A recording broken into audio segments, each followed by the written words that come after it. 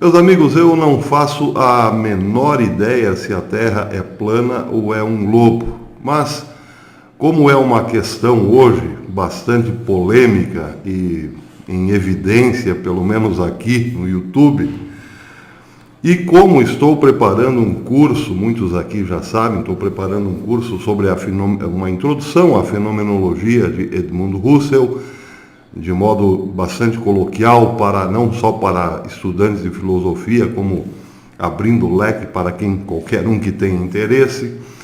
Resolvi fazer uma ligação, um link entre a fenomenologia de Husserl, o que ela poderia nos dizer sobre Terra plana e Terra plana. Bem, voltando ao começo, eu não faço a menor ideia se a Terra é plana ou ela é globo.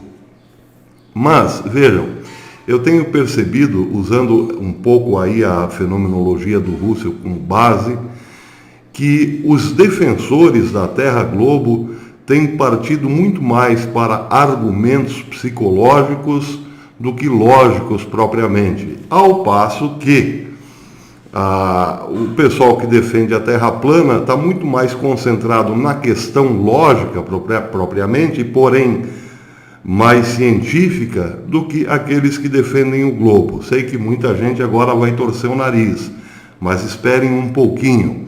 O que eu quero fazer aqui, nessa rapidíssima explanação, é dar uma sentença, digamos, filosófica sobre os dois processos, um meramente mental, que é psicológico, e outro indo um pouco mais para o lado da ciência, os terraplanistas, usando a questão lógica, sem, contudo, dar um veredito, até porque isso não competiria a filosofia, muito menos a filosofia de Husserl, pelo menos não no momento em que nos encontramos. Bem, vou tentar destrinchar a coisa de modo bem objetivo. Esse filósofo Edmund Husserl, o pai da fenomenologia, ele teve, durante a sua vida filosófica, três grandes interesses, podemos dizer assim. Ele começa buscando uma compreensão profunda da lógica, a lógica formal e a lógica pura. Depois, outra área de interesse muito grande de Husserl vai ser a consciência e a intencionalidade. E também uma terceira esfera de interesses de Husserl seria a refutação do naturalismo. E aí é que entra o link com a questão da Terra plana. Na refutação do naturalismo, Husserl é muito específico em dizer que a ciência, nem tudo pode ser determinado pela experiência natural, como pretende a ciência naturalista. A verdade sempre escapa, digamos assim, do campo temático da psicologia.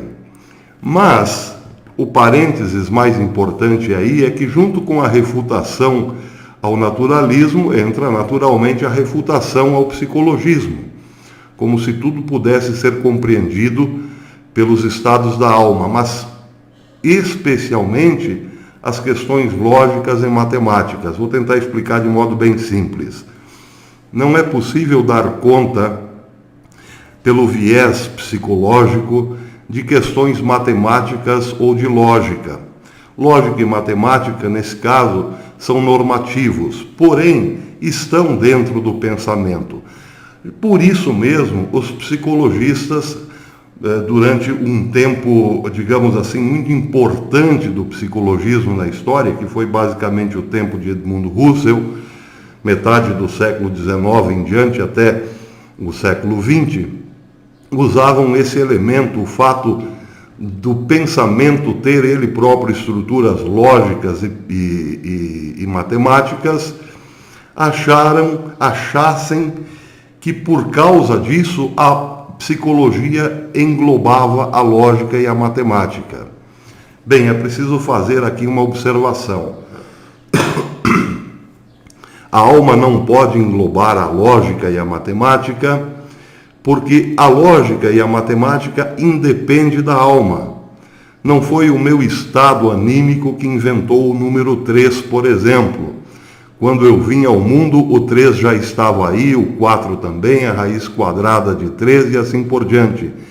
Se um dia a humanidade desaparecer, a matemática continua, porque a matemática não é uma invenção do homem. O homem não inventou o número 1, o número 2, a pluralidade, não inventou o ponto, não inventou a linha, né? E da mesma forma não inventou a lógica.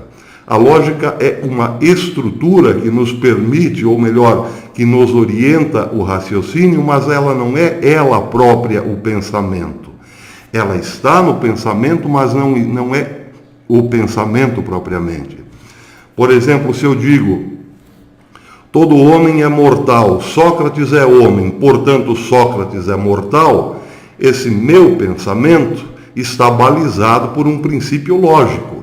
Esse princípio lógico pode estar em todo o meu pensamento, mas não quer dizer que ele dependa da minha existência para existir. Porque se dependesse da minha existência para existir, ele só seria válido na medida em que eu estivesse disposto a dizer que todo homem é mortal. Se amanhã depois eu acordar com o pensamento de que não, nem todo homem é mortal, tem alguns que são eternos, bem, então a lógica, ela própria sofreria uma alteração. E isso, claro, abre caminho para o relativismo. A lógica em si não existe, a matemática em si não existe, depende do interesse do homem. Se hoje eu quero que 2 mais 2 seja 4, bem, será 4, mas amanhã pode ser que seja 5. A lógica é a mesma coisa. Hoje, para mim, todos os homens são mortais, portanto, Sócrates, que é homem, é mortal também. Mas amanhã eu posso dizer, todos os homens são mortais, exceto Sócrates. Portanto, a lógica engolfada pelo psicologismo seria um puro relativismo e, portanto, não haveria ciência. Russell vai dizer o seguinte, a lógica, embora esteja dentro do pensamento, por uma questão estrutural do próprio pensamento, ela não é dependente do pensamento, ela está independente do pensamento, a matemática é a mesma coisa. Portanto, a ciência não pode se fundamentar nos meros princípios da alma, ou seja, nos interesses anímicos ou nas afecções da alma. E isso tem sido visto muito na defesa da Terra globo. Por exemplo, no que se baseia a prova de que a Terra é um globo? Uma visão inteira da Terra totalmente de fora. 1. 2. A percepção de que ela, sim, é um globo. A percepção de que há uma queda na nossa visão quando olhamos, por exemplo, o mar. Bem, esses dois princípios já foram refutados. Já se refutou a possibilidade de que a Terra tenha sido vista de fora, porque não há nenhuma evidência sobre isso. Pode ter sido vista em partes. Vamos imaginar aí uma estação espacial a muitos metros acima do solo, com a possibilidade de o retrato, uma foto de uma grande extensão de terra. Porém, é só uma grande extensão de terra. Outra parte fica sempre fora da percepção visual. E a questão da curvatura da Terra, isso também foi refutado. Por quê? Porque é uma dificuldade própria do olhar. Bem, se essas duas provas que se baseia o globalista está sob investigação, ela não pode ser usada como prova. Mas aí entra a questão psicológica. A defesa, nesse caso, é quase que totalmente emocional.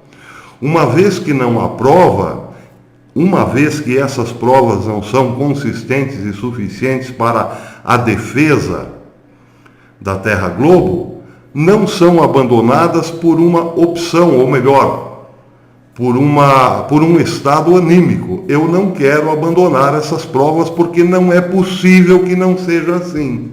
já entramos no terreno emocional.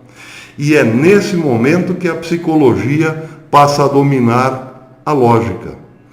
A lógica diria, não, se não serve como prova, vamos deixar em suspenso, vamos suspender esse juízo. Agora, por outro lado, os terraplanistas no que se baseiam? Em evidências, em provas lógicas, sem o emocional. Quer dizer, claro, nem todo mundo está aí frio como um inglês no inverno, mas o princípio no qual se baseia o terraplanista pode sim ser usado pela ciência. Por quê?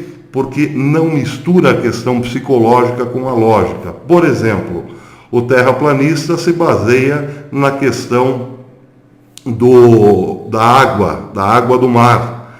Porque a água do mar é um nível. Porque um ponto, um medidor num determinado ponto ao nível do mar pode ser receptado por outro ponto muito distante no mesmo nível do mar com uma linha reta. Isso é uma pergunta lógica. Outra pergunta lógica: por que dois prédios distantes a centenas de milhares de quilômetros da mesma altura têm a mesma distância de um para o outro na base quanto na parte superior? Se a Terra tivesse uma curvatura, a parte superior seria maior, a distância entre as duas partes superiores seria maior do que a distância das duas bases. São questões bastante plausíveis, questões lógicas. Bem, isso quer dizer o seguinte, volto lá ao começo antes de ser apedrejado. Eu não sou terraplanista.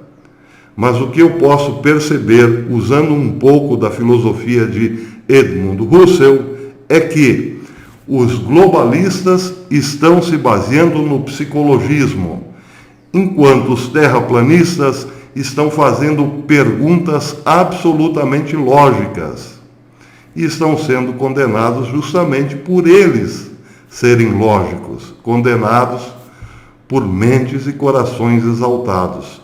Detalhe, volto a repetir pela 40ª vez, não tenho a menor ideia se a Terra é plana ou curva. Só o que eu sei no momento, se a Terra é plana ou bola, só o que eu sei no momento é que os que defendem a Terra bola defendem com a emoção, por um estado anímico, emotivo. E os que defendem a Terra plana estão se baseando na lógica. E outro detalhe sobre a lógica. Um modelo terraplanista funciona tão bem para aviões e foguetes e tudo mais, ou melhor, funciona melhor para as rotas de aviões pelo planeta do que o modelo globo. Isso também pode ser provado. Então, quero dizer o seguinte, não dando o meu veredito, porque continuo sem saber se é isso ou se é aquilo, sei, no entanto, que os terraplanistas são hoje muito mais científicos do que os globalistas. E talvez por isso muito mais atacados. Sinal dos tempos, meus caros.